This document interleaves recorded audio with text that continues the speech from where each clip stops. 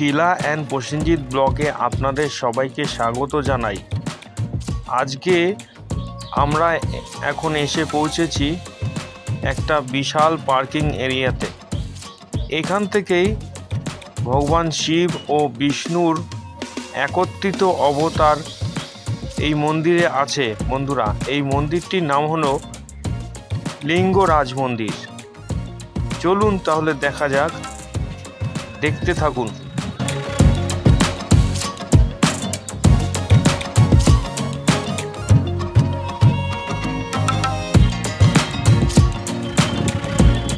বর্তমানে এই মন্দিরটি রয়েছে ইন্ডিয়া আর্কিওলজিস্টের আন্ডারে। এখানে ঢোকা বিনামূল্যে প্রবেশ করা যায়, কিন্তু এর ভিতরে ঢুকে কোনো রকম ফটোগ্রাফি নিষিদ্ধ।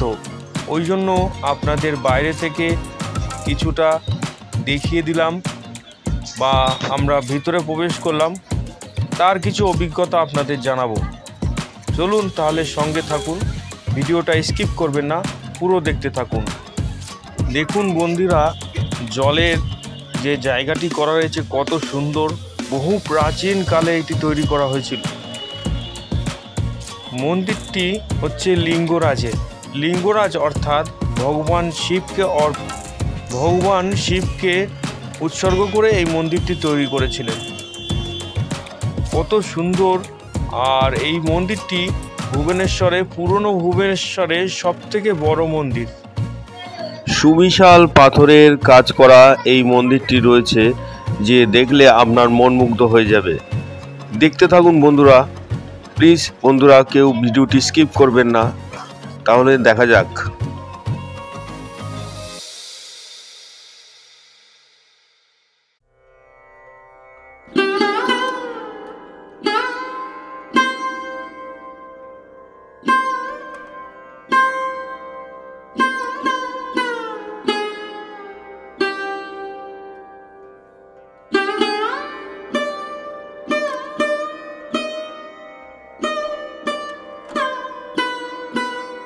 বন্ধুরা, এই মন্দিরের 3 কিলোমিটার পিছনেই ভুবনেশ্বর এয়ারপোর্ট রয়েছে।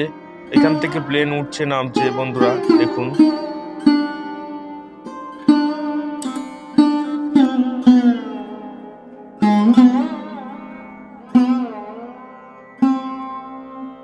মন্দিরটি খোলা থাকে সকাল 7টা থেকে সন্ধে 7টা পর্যন্ত। অবশ্যই আপনারা পুজোর ডালা কিনে নিয়ে আপনারা পুজো দিতে পারেন।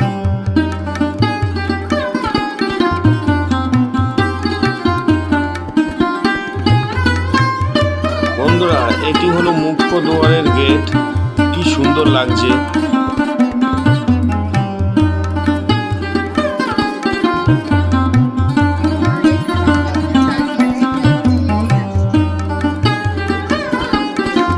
পাশেই রয়েছে বজরংবলীর একটি মন্দির, তার কিছু ছবি আপনাদের তুলে দেখানোর চেষ্টা করলাম আমরা।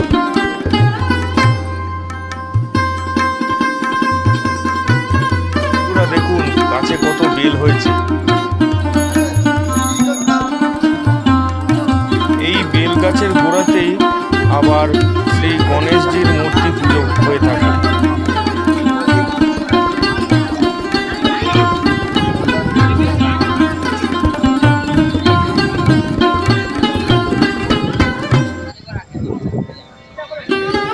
ভিতরে রয়েছে লাল কাপড়ের মোড়ানো, ওটিতেই মান্য করেই লিঙ্গরাজ বলে সবাই আলিঙ্গন করে থাকে। মন্দিরের ভিতরটি বিশাল এরিয়া, আরও ছোট ছোট মন্দির রয়েছে। বন্ধুরা, শোনা যায় যে মন্দিরের ভিতরের 5টি ছোট ছোট মন্দির রয়েছে, যে লোকমুখে শোনা যায় যে দেবতাদের উৎসর্গ করা হয়ে থাকে। দেখুন বন্ধুরা, কত লোকের সমাগম হয়ে থাকে প্রত্যেক দিন। 6 থেকে 10,000 পর্যন্ত মানুষ এখানে পুজো দিয়ে থাকে। গেটের বাইরে আরেকটি মন্দির রয়েছে, ভিতরে ঢুকতে পারলাম না, তাই বাইরে থেকে কিছুটা দেখিয়ে দিলাম। কি সুন্দর পাথরের কাজ বন্ধুরা, দেখুন, দেখলে আপনার মন মুগ্ধ। আমাদের তো মন প্রাণে আনন্দিত বিকশিত হয়ে লাগলো। দেখুন বন্ধুরা, মন্দিরের বাইরে চারপাশটা কত সুন্দর পরিবেশ রয়েছে।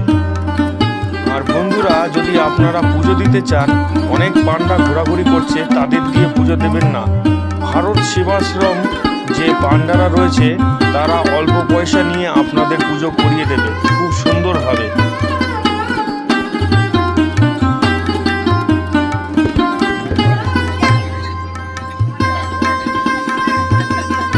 দেখুন বন্ধুরা, আরেকটি প্লেন উপরে আকাশে উঠে যাচ্ছে, কি অসাধারণ লাগছে দেখতে। তারপরেই আমরা বাসে করে পুরী বাস স্ট্যান্ডে এসে হাজির হলাম। সবাই বাস থেকে নেমে ওয়েলকাম টু পুরী লেখা জায়গাটি আমরা দাঁড়িয়েছিলাম। এই যে আমাদের বাস। বন্ধুরা, ব্লগটি কেমন হচ্ছে অবশ্যই কমেন্ট করে জানাবেন। আর পরিবার আত্মীয় স্বজনদের সবাইকে শেয়ার করুন। বাস থেকে রান্নার সরঞ্জাম সব বার করে নিয়ে গাড়িতে লোড করা হচ্ছে, ছোট গাড়িতে। এইখান থেকে প্রায় 12 কিলোমিটার দূরে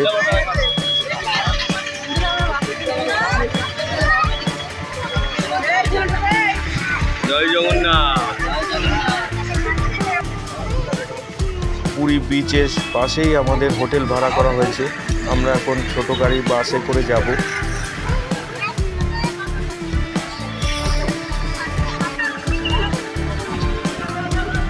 দেখুন পুরীর যে বাস স্ট্যান্ডটা রয়েছে কত বড়, বিশাল।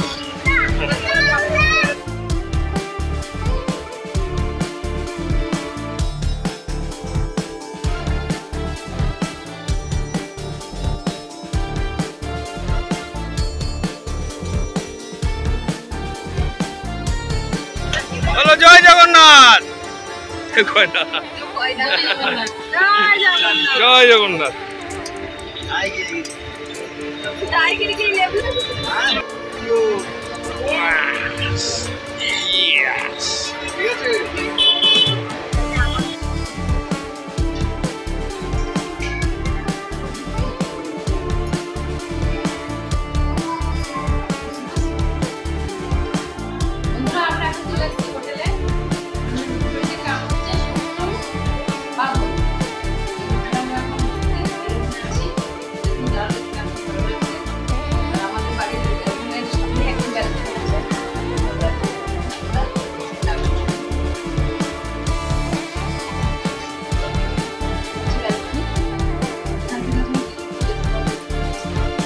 আছে একটি টিভি, আমাদের কোনো কাজে লাগবে না।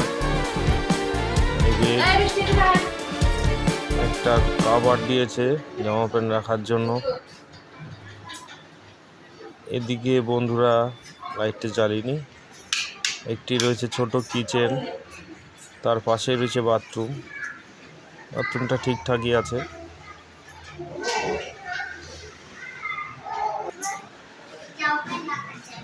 কভারটা কত বড় কভার, তো মোটামুটি ঠিকঠাকই আছে। তো যাই হোক, ভিডিওটি এই পর্যন্তই ছিল। ভিডিওটি কেমন লাগছে অবশ্যই কমেন্ট করে জানাবেন। দেখা হচ্ছে নেক্সট ব্লগে। ততদিনের জন্য টাটা, বাই বাই। সবাই ভালো থাকবেন, সুস্থ থাকবেন, দেখতে থাকবেন শিলায়ন প্রসেনজিৎ ব্লগ।